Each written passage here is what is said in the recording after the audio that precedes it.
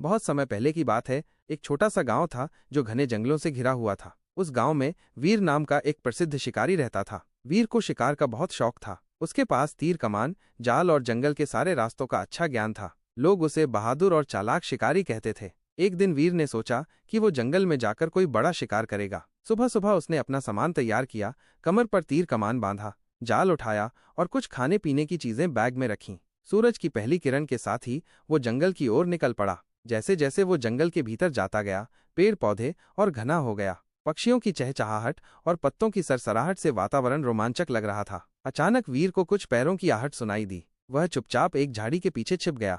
उसने देखा कि एक हिरन पानी पीने के लिए झरने के पास आया है। वीर ने निशाना साधा, लेकिन तभी उसके मन में कुछ बदला। हिरन की मासूम आंखों को देखकर उसका दिल पिघल गया। उसे याद आया कि उसकी माँ ने कहा था, शिकार करना तभी उचित है जब जरूरत हो, सिर्फ शौक के लिए नहीं।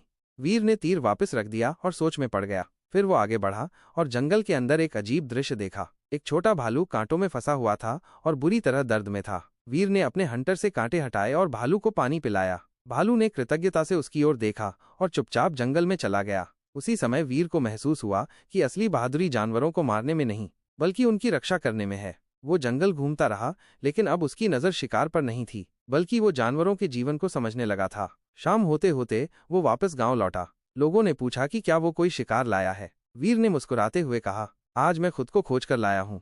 उस दिन के बाद वीर ने शिकार करना छोड़ दिया और जंगल की रक्षा में लग गया। वो लोगों को भी सिखाने लगा कि प्रकृति की रक्षा करना सबसे बड़ा धर्म है।